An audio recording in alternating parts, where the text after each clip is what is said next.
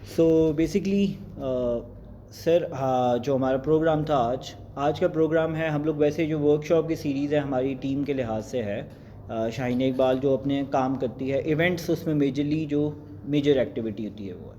तो उसमें हमने बाकी ज़्यादा एस्पेक्ट्स थे वो डिफरेंट डेज़ पे कवर कर लिए। आज मेरे ख्याल से थोड़ी सी आबादी कम ही होती है जुमे के दिन भी, और थोड़ा सा अभी 10 to 11:30 मेरे ख्याल से भी मैंने मेजरली लोगों से पूछा तो क्लासेस वगैरह होती हैं उनकी। तो रिकॉर्डिंग इस वजह से करते कि चलें ग्रुप्स में वो एडेड हैं, तो अराउंड 90+ पीपल हैं, तो उन तक ये पहुंच जाए, कोई भी बात सुन लेते तो उनके लिए बेहतरी का सामान है। तो इवेंट्स की जो कवरेज का डे था, और जो दूसरी है वो है होस्टिंग में चार था कि होस्टिंग का सर उमर से भी बात हुई थी कि होस्टिंग मैंने देखा है कि स्कूल कॉलेज में और यूनिवर्सिटी में भी होती है। वो क्या कहते हैं, hit and trial I guess method कहते हैं ना, कि जी मौका मिलेगा छोटे प्रोग्राम के अंदर होस्टिंग करेगा कोई, ठीक है, हिम्मत दिखा के फिर आहिस्ता आहिस्ता अपनी गलतियों से सीखता जाएगा।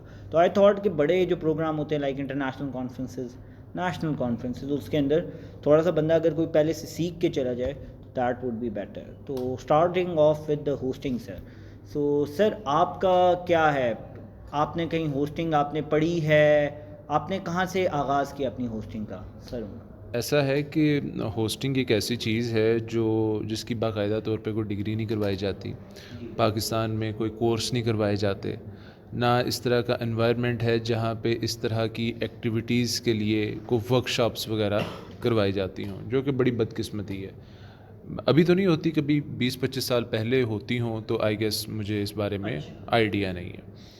कराची में एक स्कूल है, नापा उसको बोलते हैं, नेशनल आर्ट एंड परफॉर्मिंग कुछ इस तरह से करके। अकेडमी। हाँ, कुछ इस तरह से करके। तो वहाँ पे ये है कि इस तरह की एक्टिविटीज़ और वर्कशॉप्स वगैरह होती रहती हैं, लेकिन जहाँ तक मुझे याद है इस्लामाबाद में ना तो कोई इस तरह का स्कूल है, ना कोई यूनिवर्सिटी है, ना कोई वर्कशॉप इस तरह की करवाई जाती है। अब सवाल ये पैदा होता है कि अगर आप अपना करियर इसमें बनाना चाहते हो तो क्या आपके पास अपॉर्चुनिटीज़ हैं, आप किस तरह ख़ुद को बेहतर कर सकते हो।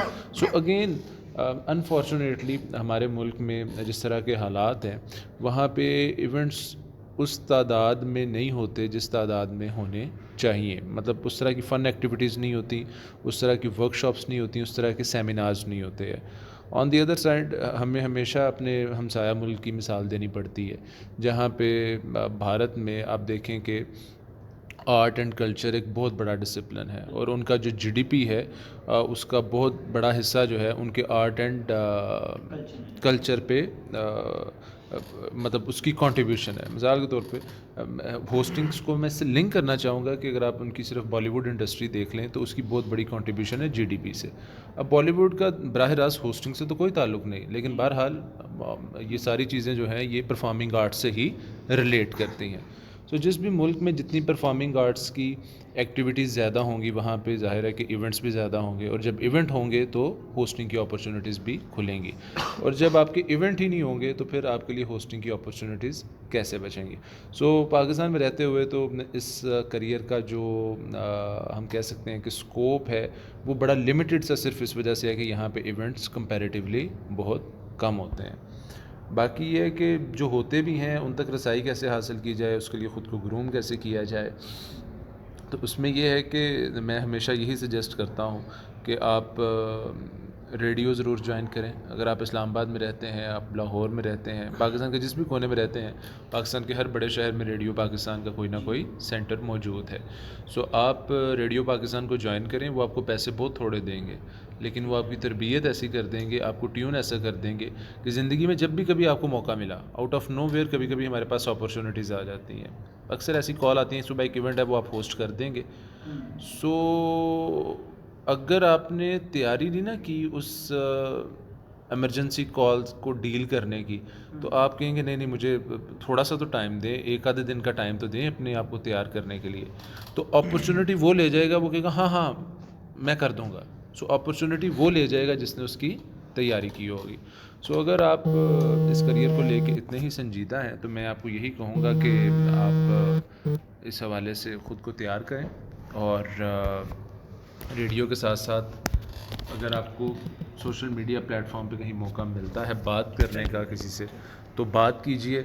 जब आप किसी से बात करेंगे तो अल्टीमेटली आपकी लैंग्वेज रिफ़ाइन होगी, आपको कॉन्फिडेंस मिलेगा। बाकी अपॉर्चुनिटीज़ अगर कहीं पे भी पॉप अप होती है तो आप उसको अवेल करें। सर अब इसमें दो मेजर क्वेश्चन आते हैं कि सर एफएम को कौन सुनता है। आजकल तो अब टीवी भी आउटडेट हो चुके हैं बिल्कुल ही, अभी आजकल के सोशल मीडिया के ज़माने में अगर हम देखें। दूसरा जो मेजर क्वेश्चन इसमें बनता है कि एफएम में दो प्रॉब्लम है। एक तो जिस तरह अभी भी हम लोग ऑडियो रिकॉर्डिंग कर रहे हैं बाय द वे, असल तो जो होता है कि आपको पता है वर्बल, एक होती है वर्बल, वर्बल होता है, वर्बल कम्युनिकेशन होगी, नॉन वर्बल होती है।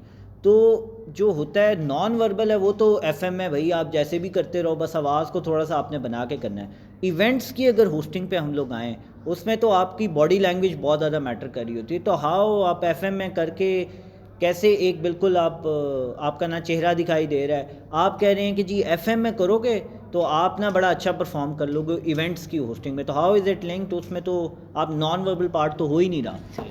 ये आपने बड़ा एक बड़ा संजीदा और एक बड़ा मज़े का सवाल पूछा है। इसका जवाब जो है ना वो इस तरह से है। पहली बात आपने कही कि एफएम सुनता कौन है, तो आपको अगर याद हो तो आप रिकॉर्डिंग में दोबारा सुनिएगा। मैंने ये कहीं नहीं कहा कि आपने अपनी ऑडियंस को एंटरटेन करना है।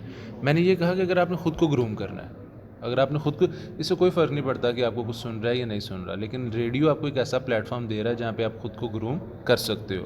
रही बात दूसरे सुन रहे हैं आपको कि नहीं, तो आप अगर, ये मुझे लगता है ये बहुत बड़ी स्वीपिंग स्टेटमेंट है जो हम यूँ ही दे देते हैं कि रेडियो कोई नहीं सुनता। आप देखिए कि अभी भी पाकिस्तान में रेडियो वो वाहिद मीडियम है जो गिलगित से लेके गवादर तक कवर करता है, और पाकिस्तान के बहुत सारे रिमोट एरियाज़ ऐसे हैं जहाँ पे एंटीना तो दूर की बात, केबल तो दूर की बात, बिजली भी दूर की बात, वहाँ पे अगर कोई चीज़ चलती है तो वहाँ पे सिर्फ़ और सिर्फ रेडियो चलता है। तो इस बात का आपको अंदाज़ा तब होगा जब आप रेडियो में काम करेंगे।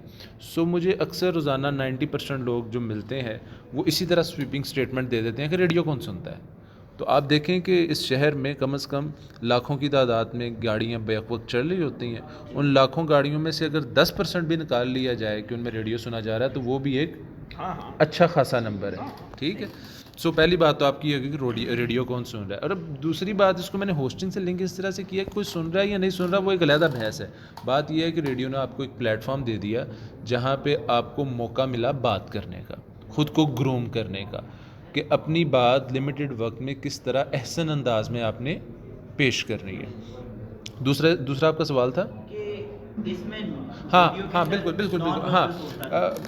मैं 2 रोज़ पहले पाकिस्तान ब्रॉडकास्टिंग एकेडमी की एक ट्रेनिंग में था, तो वहाँ पे तौसीक हैदर, पाकिस्तान के जो नामवर राइजिंग पाकिस्तान प्रोग्राम करते हैं जो पीटीवी पे, उनसे किसी ने ये वाला सवाल पूछा कि टीवी ज़्यादा मुश्किल है, रेडियो ज़्यादा मुश्किल है।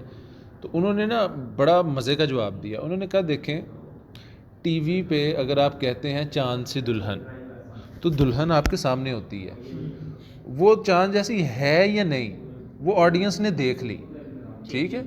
रेडियो पे आपने बयान करना चाँद सी दुल्हन, अब बिल्कुल नज़र नहीं आ रहा रेडियो सुनने वाले को कि चाँद सी दुल्हन कैसी है, वो आपने एक्सप्लेन करना है। जब आप उस चाँद सी दुल्हन को एक्सप्लेन कर रहे होंगे ऐसे लोगों को जिनको वो दुल्हन नज़र नहीं आ रही होगी, तो अल्टीमेटली आपकी जो कम्युनिकेशन स्किल्स हैं वो बेहतर हो रही होंगी। टीवी में तो आपने कह दिया ये चाँद सी दुल्हन, हाँ चाँद सा दुल्हा सॉरी ये चाँद सा दुल्हा, लेकिन रेडियो पे आपने एक्सप्लेन करना है कि ये किस तरह का चाँद है। हाँ, जब आप फिर उसकी एक्सप्लेनेशन में जाते हैं ना तो अल्टीमेटली आपकी जो कम्युनिकेशन स्किल्स हैं वो खुलती हैं। ठीक है। सो इस तरह का एक्सप्रेशन जो आपको रेडियो देगा ना वो कभी भी कोई दूसरा प्लेटफॉर्म नहीं दे सकता। सो इसको एक और मिसाल इस तरह से रिलेट कर लेते हैं कि पहली बात यह है कि आपको क्रिकेट खेलनी आनी चाहिए। ये बात की बात है कि आप टेस्ट क्रिकेट खेलना चाह रहे हैं, आप वनडे खेलना चाह रहे हैं, या आप T20 खेलना चाह रहे हैं। अगर आपको क्रिकेट खेलनी ही नहीं आती तो फिर आप तीनों फॉर्मेट नहीं खेल। तो बुनियादी बात यह है कि अगर आपको बात करने का तरीका आता है ना, अपनी बात पेश करने का, चीज़ों को हैंडल करने का, प्रोग्राम को एम्बेड रखने का, एक प्रोग्राम में जो शिफ्टिंग होती है उस प्रेशर को मैनेज करने का, सो इससे फ़र्क नहीं पड़ता कि ये रेडियो है या ये टीवी है या फिर ये होस्टिंग है। ये बात शायद आप अभी मेरी बात से एग्री ना करें, लेकिन प्रैक्टिकली जो बंदा इस फील्ड से मुंसलिक होगा वो इस बात से एग्री करेगा कि इससे फ़र्क नहीं पड़ता कि मीडियम कौन सा है। फ़र्क इससे पड़ता है कि आप जो बात कर रहे हो उसके अंदर सब्सटेंस कितना है। आई गेस मेरा जवाब काफ़ी ठीक है। अगर हम चलें सर, वो हो गया, आपने बड़ी अच्छी मिसाल दी क्रिकेट को, तो आजकल बल्कि पाकिस्तान का कौमी स्पोर्ट से भी बहुत आगे की चीज़ है।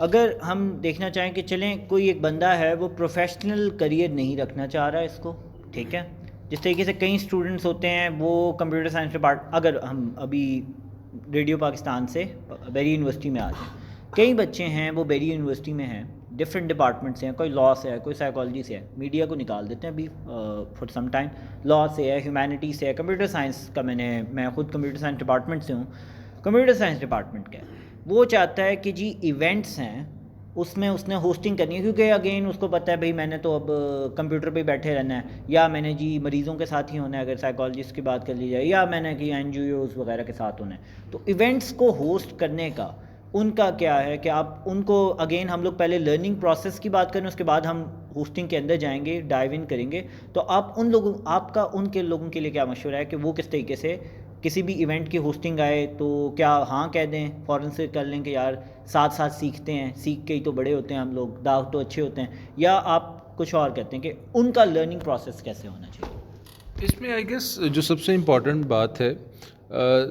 होस्टिंग का ताल्लुक भी मैं समझता हूँ परफॉर्मिंग आर्ट से। परफॉर्मिंग आर्ट से मुराद ये है कि आप परफॉर्म कर रहे होते हैं, आप जो होस्टिंग कर रहे होते हैं लोग उसको जज कर रहे होते हैं, यार कितना अच्छा बोल रहा है, नहीं यार बोर कर रहा है। तो आप बुनियादी तौर पे लोगों को आप भी एक परफॉर्मेंस दे रहे होते हैं। आप किसी इस्लामी कॉन्फ्रेंस ही को क्यों नहीं होस्ट कर रहे, लेकिन बुनियादी तौर पे आप एक शो पीस हैं जो परफॉर्म कर रहे हैं। रही बात ये कि अगर किसी को कोई अपॉर्चुनिटी आती है तो उसको क्या वो करनी चाहिए या नहीं करनी चाहिए। अच्छा, परफॉर्मिंग आर्ट के जो दूसरे डिसिप्लिन है उसमें क्या होता है, आपको कोई कहता है कि आपने गाना गाना है, तो आप ये सोचते हैं कि यार मैं गाना गाऊं या ना गाऊं। कोई आपको कहता है आपने डांस करना है, आप कहते हो डांस करूं या ना करूं, होस्टिंग आई है करूं या ना करूं। तो इसमें क्या आपकी अप्रोच होगी? परफॉर्मिंग आर्ट हमेशा वही परफॉर्म करेगा जिसमें उसका इंटरेस्ट होगा। सो अगर आप डंडे के ज़ोर पे किसी से होस्टिंग करवा रहे हैं ना, तो वो परफॉर्मिंग आर्ट्स में परफॉर्म नहीं कर पाएगा। परफॉर्म वही करेगा जिसका अपना इंटरेस्ट होगा, और जब आपका इंटरेस्ट होगा तो ऑब्वियसली आपके सामने जब कोई अपॉर्चुनिटी आएगी तो आप उसको ग्रैब करेंगे। ठीक है। सो यूनिवर्सिटी में रहते हुए आपने जिस तरह कहा ना कि किस तरह से ख़ुद को ग्रूम किया जाए, सो मुल्क में इस तरह के स्कूल्स और वर्कशॉप्स तो नहीं है।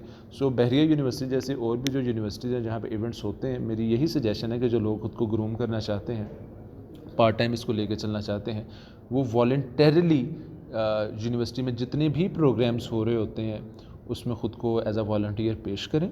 और अगर 5-10 इवेंट आप होस्ट कर लेते हैं और उसकी प्रोजेक्शन आप सोशल मीडिया पे करते हैं, तो होता क्या है कि मिसाल के तौर पे आपके साथ कुछ 4-5 हज़ार लोग फेसबुक पे ऐड हैं। सो उन 4-5 हज़ार लोगों को अगर आपका काम पसंद आ रहा है, आप स्क्रीन पे अच्छे लग रहे हैं, तो बात यह है कि उन 4-5 हज़ार लोगों के स्फेयर में जब कोई जिक्र हो रहा होगा ना, यार वो फ़लाना इवेंट हो रहा है उसके लिए कोई होस्ट चाहिए, तो आप कहते हैं हाँ हाँ यार वो एक मेरा बंदा है। मिसाल के तौर पे आपका कंप्यूटर साइंस से ताल्लुक़ है, तो कहीं पर जिक्र हो यार वेबसाइट बनवानी है, तो हाँ हाँ यार वो एक बंदा मेरा जानने वाला है, वो वेबसाइट उससे बनवा लेते हैं। यार मैंने कमर्शियल बनवाना है, हाँ हाँ वो मेरा वो बंदा वो जो है ना वो जानने वाला। सो होता ये है कि जब आपका काम अच्छा होता है, आप उसकी प्रोजेक्शन डिसेंट तरीके से सोशल मीडिया पे करते हो, तो अल्टीमेटली आप ख़ुद को एडवर्टाइज़ कर रहे होते हो।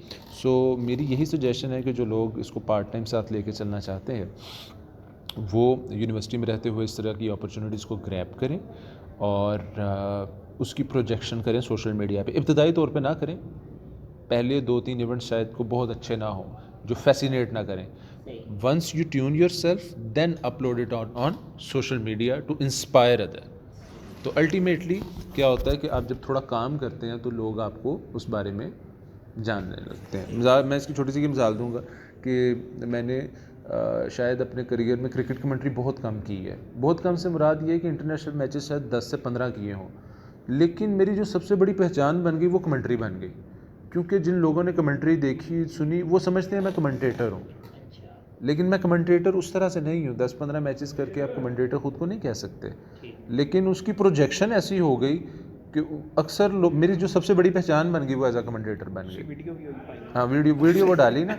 सो उससे होता ये है कि जब आप अपना काम प्रोजेक्ट करते हो ना और लोगों को वो अच्छा लगता है, लोगों को आप स्क्रीन पे अच्छे लग रहे हैं, आप बात करते हुए अच्छे लग रहे हैं, तो वो बुनियादी तौर पे आपके एक किस्म के रियल फॉलोअर बन जाते हैं, हाँ मद्दाह हो जाते हैं। सो वो अल्टीमेटली फिर आपके एडवोकेट भी बन जाते हैं। कहीं पे जिक्र हो रहा हो ना कि यार ये काम, हाँ हाँ यार वो बंदा वो बहुत अच्छा करता है, और यार तू बेफिक्र है मैंने देखा हुआ है। सो दूसरे लोग जो है ना वो आपके एडवोकेट बन जाते हैं। सो यही तरीकाकार है कि यूनिवर्सिटी में रहते हुए if you want to pursue, हाँ तो इस तरह के इवेंट 20 इवेंट्स होते हैं मेरा ख्याल। हाँ तो आप इंग्लिश में करना चाहते हैं, उर्दू में करना चाहते हैं, यू आर मोस्ट वेलकम। छोटे इवेंट से स्टार्ट करें। अभी मिसाल के तौर पे ये भी एक इवेंट है। हाँ यहाँ पे हम टोटल कितने लोग हैं? 6। हाँ तो आपकी जगह कोई और भी हो सकता था। सो जब आप एक आधा इवेंट करते हैं आपको कॉन्फिडेंस मिलता है। फिर जब कॉन्फिडेंस मिलता है, फिर जब आपको लोग अच्छे कॉम्प्लीमेंट्स देते हैं, आपको मोटिवेशन मिलती है, ठीक है। फिर आपकी एक पहचान अच्छी बनती है ना। देखें हर बंदे को एक अपनी आइडेंटिटी चाहिए होती है। सो जब लोग आपको इतनी वैल्यू देते हैं तो आपको अच्छा लगता है, और अगर कोई कहता है कि मुझे नहीं वैल्यू पसंद तो वो झूठ बोलता है। अब इसी से मैं सर एहसन की तरफ मूव ऑन करना चाहूँगा। जिन लोगों ने सर प्रोड्यूसर हैं, सर प्रोड्यूसर हैं जिनसे अभी हमारी बात हो रही थी एफएम में, पीयू एफएम में, सर उमर। अब हम सर एहसन की तरफ आते हैं। तो सर बात यह है कि अभी जो एक बात उन्होंने की कि कोई भी आप चीज़ कर रहे हों 2-3 इवेंट्स के बाद आप उसको प्रोजेक्ट करें ऑन सोशल मीडिया। अब इसी से हम लोग ज़रा कवरेज की तरफ आ जाते हैं, इवेंट्स की कवरेज। ये तो है कि एक इंडिविजुअल है वो अपनी चीज़ों को पोस्ट करता है, लेकिन एज अ टीम जब आप लोग काम कर रहे होते हैं, ठीक है, हमें इवेंट्स हैं उनको कवर करना होता है, ठीक है, और कवर करने के बाद उसको प्रोजेक्ट करना है सोशल मीडिया पे। फिर आगे का प्रोसेस है जैसा सर उमर ने बताया।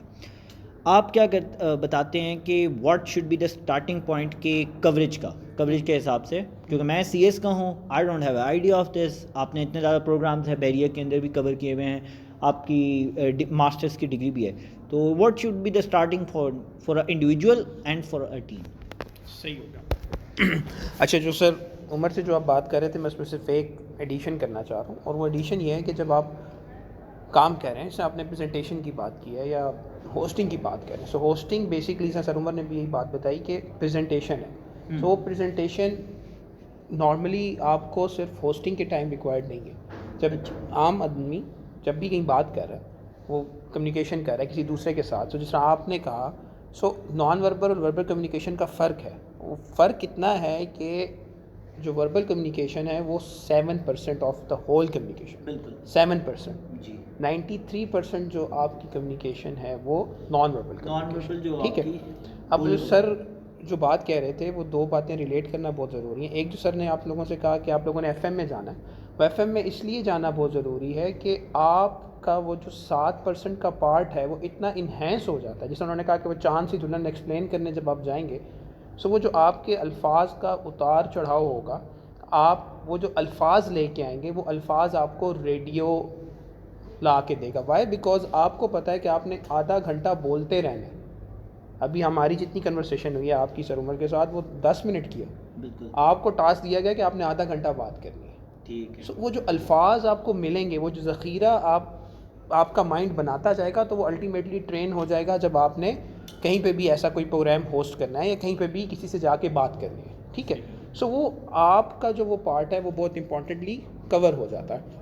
So, इसलिए एफएम में जाना बहुत ज़रूरी है या बात करना। अब होस्टिंग की जब आप बात आएगी, तो आप बेशक मीडिया के स्टूडेंट नहीं हैं, हमारी फील्ड से ताल्लुक़ नहीं रखते, लेकिन आप में से सारे बच्चों को कहीं ना कहीं बैचलर्स की डिग्री में या जब आप इंटरमीडिएट पे थे, आपको कहीं ना कहीं प्रेजेंटेशन तो टीचर को देनी पड़ी है। हाँ, बहुत वाइवा देना पड़ा है। बिल्कुल। सो जब वाइवा और प्रेजेंटेशन भी आप दे रहे हैं, सो आपकी बॉडी लैंग्वेज अलॉन्ग विद जो आपकी प्रेजेंटेशन है वो सेम वही काम कर रही है जो आप कहीं होस्टिंग में कर।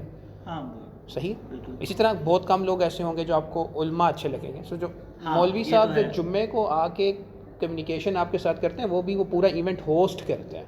सो आपने उसको थोड़ा सा लिमिट कर दिया इवेंट से, अदरवाइज़ वो कहीं ना कहीं कम्युनिकेशन है। आपने घर में कहीं अम्मा अब्बा से बात करनी है, अपनी बिल्कुल। बात मनवानी है, तो वो भी होस्टिंग ही है। सो आपको एज अ मीडिया पर्सन नहीं कि मुझे और उमर को रिक्वायर्ड है कि हमें होस्टिंग आनी चाहिए। आप सारों को कहीं ना कहीं लाइफ में अपने पार्टनर से बात करते हुए, अपने अम्मा अब्बा से बात करते हुए, अपने टीचर से बात करते हुए, अपने दोस्तों से बात करते हुए यू आर होस्टिंग, आप होस्ट कर रहे हैं। और आपको वही सारे काम जो क्लास को प्रेजेंटेशन देते हुए करने हैं ना, सो वही आपको इवेंट होस्ट करते हुए भी करने हैं। फॉर एग्जांपल, आप क्लास में खड़े होते हैं, आप फ़ौरन से सोचते हैं यार क्लास में 10 ग्रुप्स हैं, मैंने सिर्फ 10 मार्क्स लेने हैं, तो मैंने कम्युनिकेशन करनी है। सो आप में से जितने लोगों ने भी प्रेजेंटेशन दी है, आपको एक चीज़ का अंदाज़ा हुआ होगा कि आप जैसे ही बोलना शुरू करते हैं आपको अंदाज़ा हो जाता है या तो सारे आपके क्लास फेलो जुमाइयाँ ले रहे होते हैं, या फिर ये होगा कि कोई सुन, जब आपको देखता है ना कि यार ये दिख रहा है, अच्छा ये सुन रहा है, ये सुन रहा है, ये सुन रहा है, सो आप में एनर्जी आ जाती है, आप गेन करते हैं कॉन्फिडेंस। सो सेम यही होस्टिंग में भी उमर भाई के साथ होता है। उमर भाई ने जितनी होस्ट की हैं माशाल्लाह, नेशनल इवेंट्स जो हैं यूनिवर्सिटी के कर रहे हैं या रेडियो पाकिस्तान में या कहीं पे भी कॉर्पोरेट लेवल पे, सो अगर उमर भाई को भी अंदाज़ा होता है यार ये तो सारे सुन ही नहीं रहे, तो आपका कॉन्फिडेंस लूज़ होना शुरू। सो आपने इंगेज करना है। कैसे इंगेज करना है? क्वेश्चनिंग कर सकते हैं, आप बात कर सकते हैं, आप मज़ाहिया हो सकते हैं, या आप लोगों को फ़ौरन से अटेंटिव कर सकते हैं किसी भी तरीके से। फॉर एग्जांपल, आप अच्छी प्रेजेंटेशन के रूल्स होंगे वही आप होस्टिंग पे अप्लाई कर दें तो बेहतर हो जाएगा। एक तो ये बात होगी। नाउ हम आ जाते हैं कवरेज के ऊपर। देखें, हमेशा याद रखिएगा, आप इवेंट कवर करना चाह रहे हैं या आप कोई रील बनाना चाहते हैं, आप यूट्यूब शॉर्ट्स बनाना चाहते हैं, कोई भी काम करना चाहते हैं, आपने सबसे पहले उसका मकसद देखना है।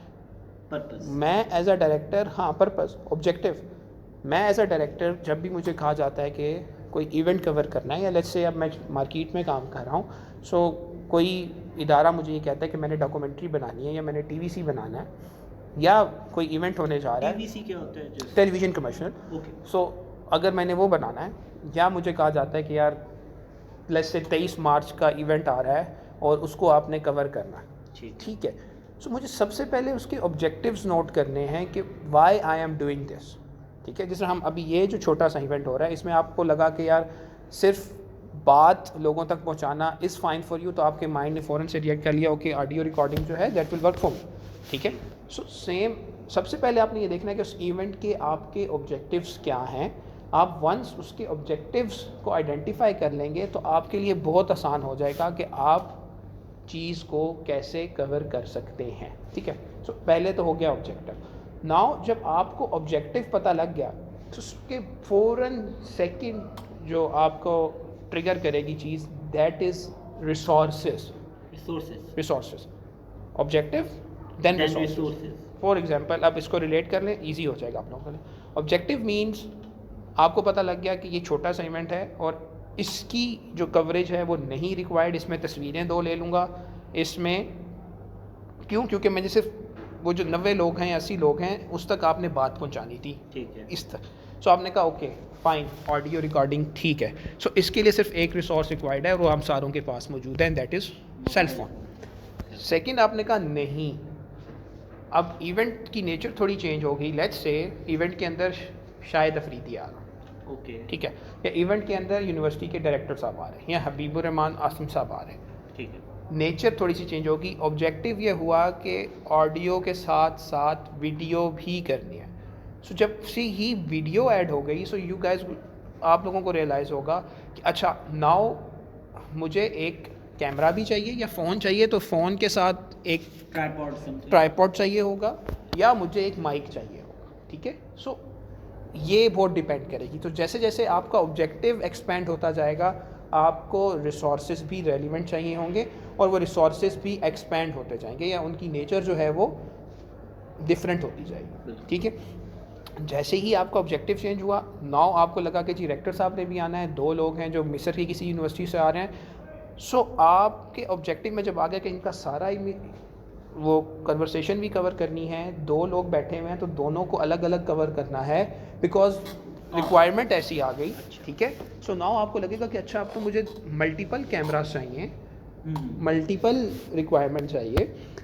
तो इसका मतलब है कि नाउ आपके ऑब्जेक्टिव में ऐड ऑन हो जाएगा कि अच्छा इसके लिए एक्सपेंस भी ज़्यादा करना पड़ेगा। सो आपने ऑब्जेक्टिव आइडेंटिफाई कर लिया, आप कहेंगे रेलिवेंट अथॉरिटी से, या इवन आप खुद डायरेक्टर हैं और आपने खुद से करना है, सो आप फिर कहेंगे अच्छा मुझे इसके लिए इतने पैसे या इतने कैमरास या इतने इंडिविजुअल्स चाहिए उन कैमरों को ऑपरेट करने के लिए। सो ये 2 चीज़ें हैं कि सबसे पहले आप ऑब्जेक्टिव आइडेंटिफाई कर लें किसी भी इवेंट की कवरेज के लिए, सो उसके अकॉर्डिंगली आपको रिसोर्सेज मैनेज करने हैं। ये 2 चीज़ें हो गई। तीसरी इंपॉर्टेंट चीज़ आप अब रियलाइज़ कर लें कि एज अ मीडिया पर्सन या एज अ डायरेक्टर आपने जो इवेंट कवर करना होता है उसकी नेचर क्या होती है, जो थोड़ा टेक्निकल चीज़ है, इसको समझ लीजिए। मुझे ये बताएंगे आप में से कोई कि कैमरे का काम क्या होता है? कैमरा हमारे किस इंसानी ऑर्गन का काम कर रहा होगा सारा? जी,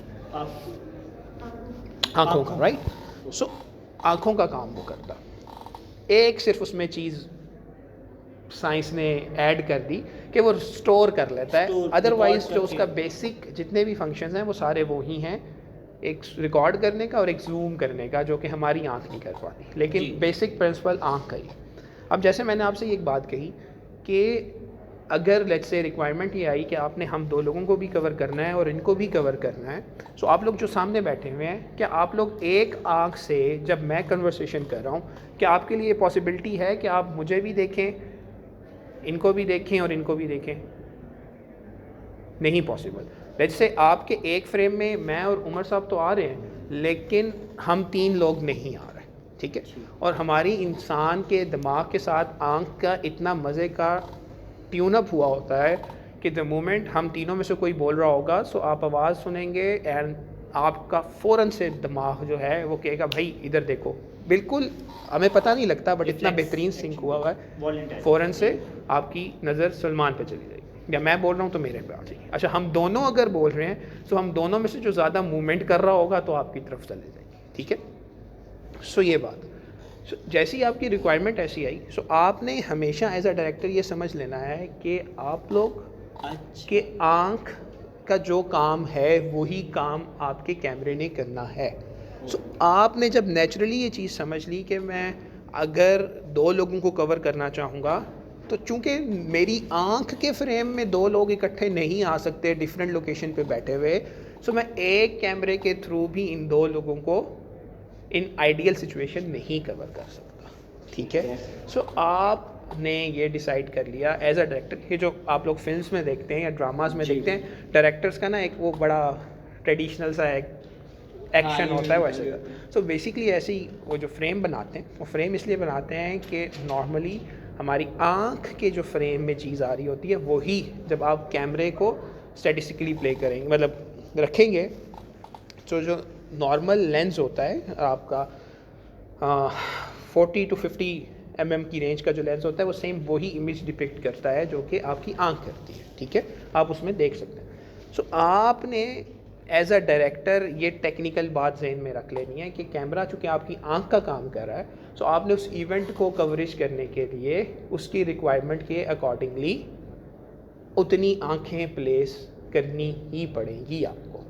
फॉर एग्ज़ाम्पल आपको ड्यूटी ये दे दी गई, लेट्स से डॉक्टर साहब आपको ये कहते हैं कि यार master of the ceremony Umar है, उसको भी कवर करना है। स्टेज पे बैठे हुए हैं रेक्टर साहब के साथ 2 होस्ट हैं, 2 गेस्ट हैं, सदर पाकिस्तान भी आए हुए हैं, इनको भी एंड ऑडियंस को भी कवर करना है। सो जो मैंने आप लोगों को टेक्निकल कुलिया बताया कि आँख का काम करिए, सो 9 होस्ट यहाँ पे हैं, 3 गेस्ट यहाँ हैं, ठीक है, और ऑडियंस वहाँ है। सो अब मुझे बताओ कितनी आंखें तुम्हारी एज अ ह्यूमन रिक्वायर्ड होंगी इन 3 चीज़ों को कवर करने के लिए? मिनिमम 3।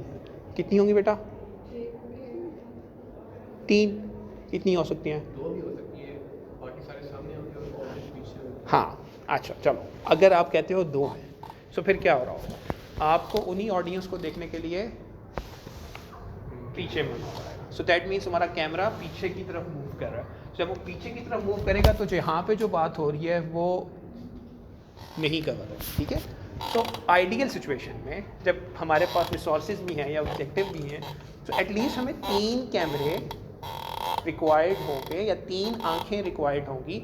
एक आँख जो कॉन्टीन्यूसली इनको देख रही, क्योंकि ये किसी टाइम कुछ बोल सकते हैं, एक आंख जो गेस्ट बैठी हुई है उनको देख रही होगी, एक आंख जो है वो ऑडियंस को देख रही होगी कि कौन बात सुन रहा है कौन नहीं सुन रहा, ठीक है? सो ये नेचुरल सिनेरियो तभी बनता है। कभी देखा, क्योंकि हम इंसान आमने सामने एक दूसरे को ऐसे देखते हैं। सो लेट्स से आपको कैमरे में वीडियो एक दिख रही है और उसमें जो मास्टर ऑफ सेरेमनी है जो होस्ट कर रहा है उसका फ्रेम अगर ऐसे हुआ हुआ, हल्का सा टिल्ट हुआ हुआ, सो आपको वो बड़ा ऑकवर्ड लगता है। क्यों ऑकवर्ड लगता है? क्योंकि आप और मैं जब भी किसी को देख रहे होते हैं तो ऐसे देख रहे अपराइट देख, कभी ऐसा नहीं ऐसे देख रहे होते हैं। जब हम ऐसे नहीं देख रहे होते तो अननेचुरल लगता है। सो कैमरे के वो सारे फंक्शंस आपको एज अ डायरेक्टर समझ लेने चाहिए कि वो सारे फंक्शंस हमारे आँख के फंक्शंस हैं जो कि हमें करने हैं। सो मैंने आपको दो बातें बता दी। एक, जब आपने इवेंट कवर करना है तो आपने उसकी नेचर जान ली तो आपको ऑब्जेक्टिव्स आइडेंटिफाई करने हैं। आपने ऑब्जेक्टिव्स जैसे ही आइडेंटिफाई कर लिए तो उसी के अकॉर्डिंगली आपको रिसोर्सेज चाहिए होंगे। ये हो गई बात जो कि बेसिक प्रिंसिपल है। सेकंड बेसिक प्रिंसिपल मैंने आप लोगों को एज अ डायरेक्टर समझा दिया कि आप लोग एज अ मीडिया पर्सन या एज अ डायरेक्टर जब काम कर रहे होंगे तो उसका सबसे इम्पॉर्टेंट कुलिया यही है कि आपने अपनी आँखों को जज बना लिया। सो आपकी आंखें वही काम कर रही होंगी जो कि आपका कैमरा काम करता है। सो जब आप ये समझ लेंगे तो आपके लिए रिसोर्सेज को आइडेंटिफाई करना या उस इवेंट को फ़ौरन से विजुअलाइज करके उसकी कवरेज प्लान करना बहुत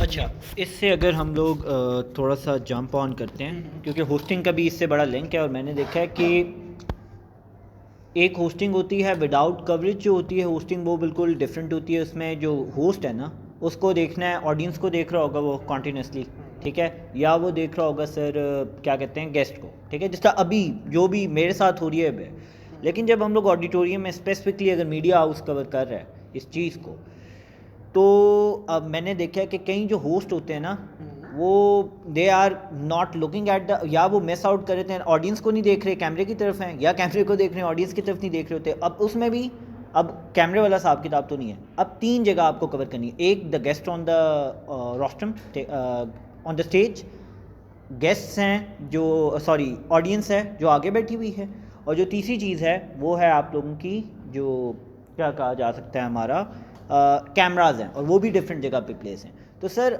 मैंने देखा है कि यहाँ पे काफ़ी इस चीज़ को मैनेज करना थोड़ा सा मुश्किल हो जाता है। तो होस्टिंग विद कवरेज, ठीक है, इसके ऊपर आप सर उमर क्या कहेंगे कि किस तरीके से किया जाए? नाउ इट्स डिफरेंट हाँ, रेडियो। इसमें ऐसा है कि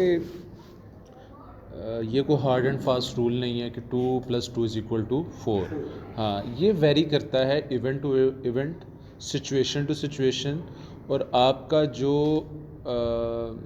इवेंट का वेन्यू है वो किस तरह से है, ये डिपेंड करता है। अच्छा, अब आपने कितना स्मार्टली उस सिचुएशन को समझते हुए क्या पोस्चर देना है, किसको देखना है, किससे क्या बात करनी है, यही चीज़ आपको आर्टिस्ट बनाएगी, ठीक है। हाँ, परफॉर्मिंग वही बात आ गई ना। देखिए, एक आम आदमी और एक जो मास्टर ऑफ सेरेमनी है उसमें क्या फ़र्क है? वो जजमेंट का फ़र्क है, ठीक है, कि वो जज कर रहा है कि यार इस तरह का वेन्यू है, यहाँ पे इस तरह लोग बैठे हैं, मैंने अपनी प्रेजेंटेशन इस तरह से देनी है, और वो प्रेजेंटेशन लोगों को पसंद आती है, इस वजह से लोग उसको मास्टर ऑफ सेरेमनी कहते हैं। और जो लोग ये जजमेंट नहीं कर पाते, जो लोग ये चीज़ नहीं रीड कर पाते, वो ये काम नहीं कर पाते। सो इसका एक सादा सा जवाब तो ये है कि आपको अपनी इंटेलिजेंस के मुताबिक चीज़ों को खुद रीड करना पड़ता है।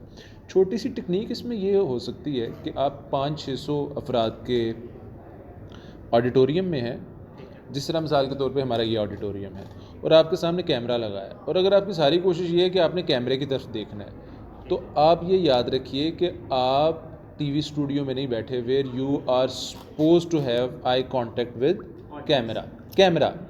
हाँ, देखिए, टीवी में आप क्या होता है कि आपने कैमरे की तरफ देख के बात करनी होती है, क्योंकि आपकी ऑडियंस जो है वो कैमरा होती है, और कैमरे के ज़रिए आपकी जो इन्फॉर्मेशन है वो डिसेमिनेट हो रही होती है। लेकिन इस तरह के पब्लिक इवेंट में आप टीवी स्टूडियो में नहीं होते, आपकी रियल टाइम ऑडियंस होती है जो 400-500 बंदा आपके सामने बैठा हो। अब मुझे बताएं कि आप कितने स्टूपिड लगें कि आपके सामने 500 बंदा बैठा है और आप उनको नहीं देख रहे, आप नीचे कैमरे की तरफ देख के बात कर रहे हैं। तो अल्टीमेटली मतलब मस्जिद, अब क्या कह सकता हूँ, स्टूपिडिटी क्या है। So same like the case with, अगर आप टीवी में हैं और आप जनाब कैमरामैन का एक क्रू खड़ा है 15-16 का, तो आप कैमरे को इधर छोड़ के आप उनसे बात करने लग पड़े हैं, और कैमरे में आपके चेहरा यूँ आ रहा है, ये भी एक हाँ। सो ये ओवरऑल डिपेंड करता है कि आप कितने स्मार्ट हैं, आप कितना इन चीज़ों को स्मार्टली हैंडल करते हैं। अगेन मस्जिद है, मुझे शायद अगेन रेफरेंस नहीं देना चाहिए शाहरुख खान का, मैं उनकी एक बात याद आ गई। तो उनसे किसी ने पूछा आपसे आपका बेस्ट होस्ट कौन है ना, तो शायद क्लिप आपने भी देखा हो। तो उन्होंने कहा यार देखो मैं इंग्लिश भी बोल लेता हूँ, हिंदी भी बोल लेता हूँ, उर्दू भी बोल लेता हूँ, डांस भी कर लेता हूँ, लास्ट टाइम पे इम्प्रोवाइज़ भी कर लेता हूँ, तो मुझे लगता है मुझसे बेहतर होस्ट कोई नहीं है। सो होस्ट जो है ना वो बुनियादी तौर पे ऑलराउंडर होता है, जिसको सिचुएशन के मुताबिक चीज़ों को मैनेज करना पड़े, उर्दू बोलनी पड़े उर्दू बोले, इंग्लिश बोलनी पड़े इंग्लिश बोले। लास्ट मोमेंट पे सारा प्रोग्राम चेंज हो गया, नीचे वाली चीज़ ऊपर आ गई, ऊपर वाली चीज़, हाँ इस तरह होता है ना। सो बुनियादी तौर पे उन चीज़ों को हैंडल करने का नाम ही मास्टर ऑफ सेरेमनी है। हाँ, अगर ये हर कोई काम कर सकता है तो फिर हर कोई होस्ट क्यों ना बन जाए। सो अगेन ये चीज़ जो है वो आपकी इंटेलिजेंस से रिलेट करती है। कमिंग टू दिस कि अभी सर ने बड़ी अच्छी बात की, अगर उसी से हम लोग थोड़ा सा अब इख्तिताम की तरफ भी चल रहे हैं हम लोग। सर अभी जो है कवरेज, चलें आपने बता दिया कि जी कवरेज हो गई, अभी जो सर ने बात की वो थोड़ा पोस्ट प्रोडक्शन का है। कवरेज है वो सिर्फ रिकॉर्ड करने का नाम नहीं है, वो आगे के भी मराहिल में है। तो जो उसमें आपको पता है एक बंदे का काम नहीं होता, बल्कि टीम का है। तो कैसे उस टीम को लेके चला जाए, जो सर ने बात की है इसको कैसे अप्लाई किया जाए, ठीक है, how we have to do it. और येस टाइम आपको पता है बड़ा क्रिटिकल होता है कि आई गेस सो होती है लोगों की कोशिश कि आप टाइम की भी, इसमें टाइमिंग को भी अगर आप डिफाइन कर सकें, और ये जो पोस्ट प्रोडक्शन का वर्क है इसके ऊपर अगर आप बात करें। अच्छा, एक जो सर उमर ने बात की थी वो वही बात रिलेट कर लीजिएगा आप सारे लोग। ऑब्जेक्टिव जब सर उमर ने कहा कि एक बहुत इंपॉर्टेंट बात है कि जब आप इतना बड़ा पोटेंशियल क्रिएट कर रहे हैं और उसमें लोग भी आ रहे हैं, सो उसका ऑब्जेक्टिव एक ये बहुत होना ज़रूरी है कि वो एक्चुअली लोगों तक बात पहुंच जाए। ठीक है, जो लोग वहाँ मौजूद थे वो भी, और जो लोग आगे हैं उन तक भी पहुँचे। सो उन तक पहुँचने का तरीका, चूँकि अब आपको यूट्यूब शॉर्ट्स या टिकटॉक की रील्स या फेसबुक की रील्स के थ्रू है, सो आप लोगों को उसको ऐड कर लेना चाहिए। ठीक है। अच्छा, एक आपने उसमें क्वेश्चन ये किया था सर उमर से, और वो रिलेट मेरे से करता था। जैसा सर ने कहा कि आपने कहा कि कैमरे में देख के बात कर रहे होते हैं या कैमरे में देख के बात नहीं कर रहे होते, तो वो अननेचुरल लग रहा होता है या नेचुरल लग रहा होता है। ठीक है। तो उसमें एक बात हमेशा याद ये रखिएगा, जब आप एज अ डायरेक्टर जब इवेंट कवर करें, एक तो उमर भाई ने एस्पेक्ट बताया कि एज होस्ट कवर हो रहा है।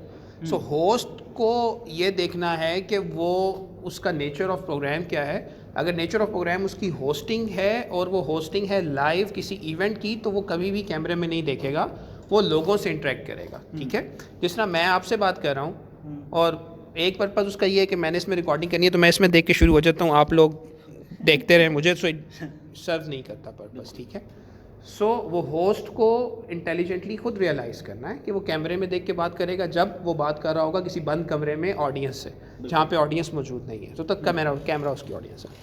मुझे एज अ डायरेक्टर जब इस तरह की सिचुएशन कवर करनी है या प्लान करनी है और मैंने अपने होस्ट को गाइड करना है, सो आपने हमेशा ये देखना है कि अगर आप इवेंट कवर करें तो उसमें नेचुरल सेटिंग क्या है।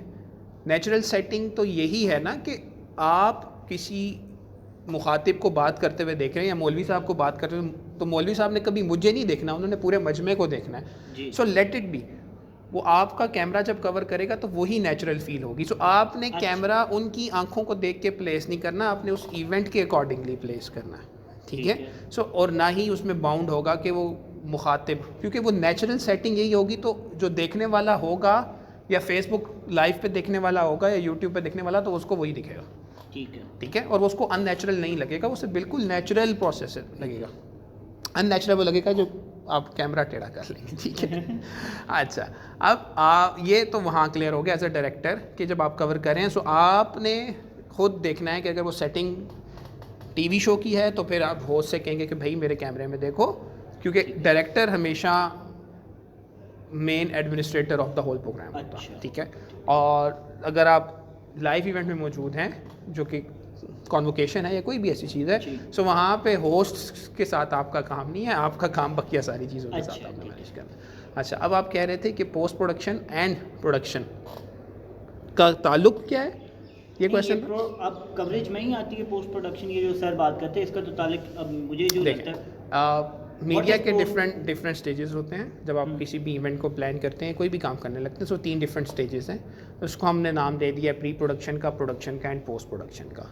सो वो प्रोसेसेस जो हैं वो डिफाइन करते जाते हैं। प्री प्रोडक्शन में आप प्लानिंग कर रहे हैं, ऑब्जेक्टिव्स आइडेंटिफाई कर रहे हैं, रिसोर्सेज आइडेंटिफाई कर रहे हैं, आपने अगर कोई कंटेंट, ये सारी चीज़ें अपनी टीम के साथ प्लानिंग करनी है, कैमरे कितने, ये सब कुछ, ये सारा प्री प्रोडक्शन के साथ। Production is the day of that event, जब आप उस दिन वो चीज़ करने जा रहे हैं, मतलब कि आप एक्चुअली कैमरों के साथ शूट कर रहे हैं या जो सारे काम। पोस्ट प्रोडक्शन ये कि वो जो सारा रायता आपने बना लिया है, उस रायते में से आपने असल चीज़ कैसे निकालनी है, ठीक है। आपने कितना रायता डालना है, ज़्यादा डाल दिया कि पूरी प्लेट ही भर दी, हाँ, वो रायता जो है वो डिपेंड करता है, वो चावलों में थोड़ा सा डालेंगे तो वो शायद रील का काम करेगा। सो वो डिपेंड करता है कि आपने वहाँ से कैसे निकाल लेनी, ठीक है। आपके पास कोई बंदा आया और वो बंदा टेंशन में है, आप उसको पूरा कुरान सुनाने बैठ जाएंगे तो वो शायद रिलेट ना करे, बट आप जब उसको सिर्फ एक आयत बता देंगे कि इन्ना मालूसरी उसरा फ़ा इन्ना मालूसरी, तो वो सुकून में आ जाएगा, सही है। सो उसको मुखातिब, तो उमर भाई ने जो एक इंपॉर्टेंट बात की है वो यही है।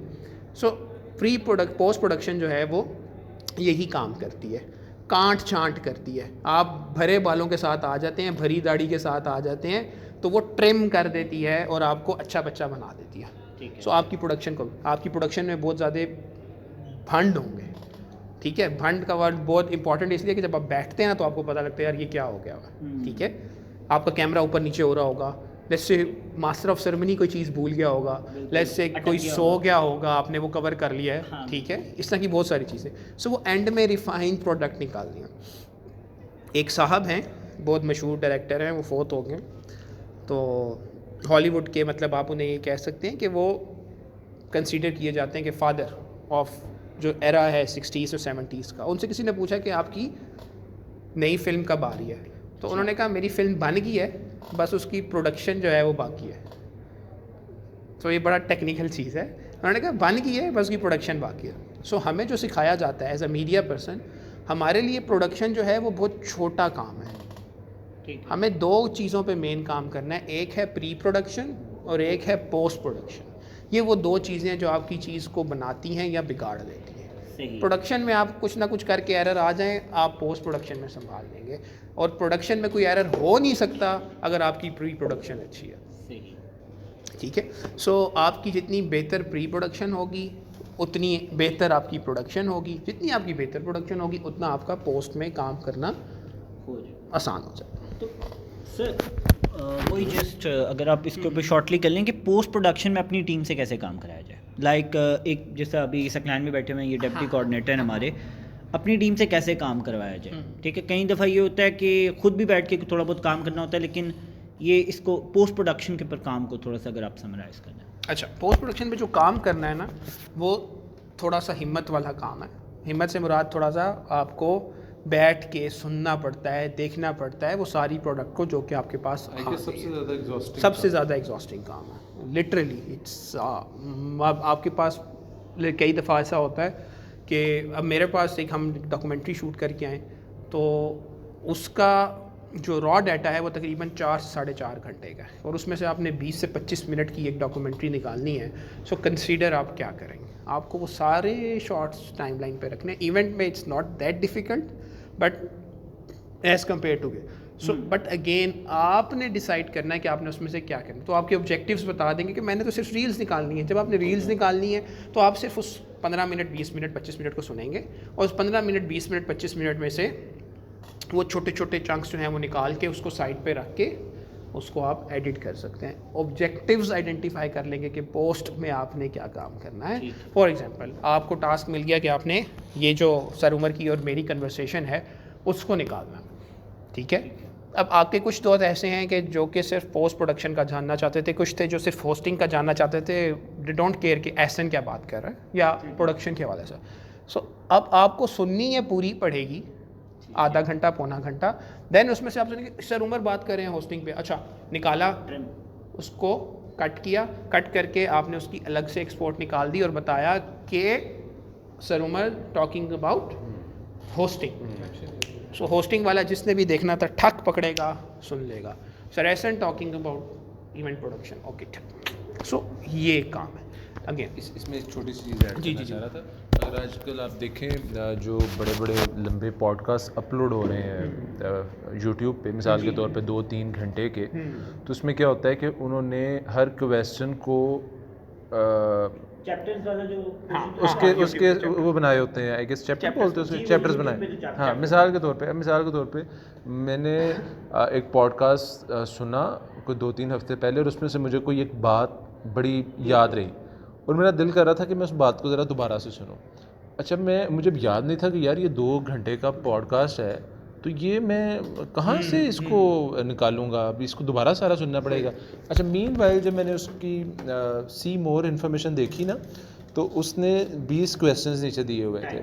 हाँ, मैंने देखा कि यार हाँ, ये जो 17वां क्वेश्चन है ना, ये उसका जवाब था, तो उसने उसके आगे टाइम लिखा था। सो मैं फौरी तौर पे वहाँ पे गया और मैंने वहाँ पे जाके, so this what post production is, जिस तरह आपने कहा ना कि आपने रेलिवेंट बातों को ट्रिम करके उनके टाइटल दे के आपने उसको प्रोजेक्ट करना होता है, ताकि आपका व्यूवर जो है, आपकी जो ऑडियंस, मिसाल के तौर पे अब मुझे अगेन ये लग रहा है कि ये एक बड़ी फ्यूटाइल एफर्ट है ये आप जो रिकॉर्ड करवा रहे हैं, क्योंकि as I know the modern trends और contemporary youth, nobody is ready to listen 70 minutes audio.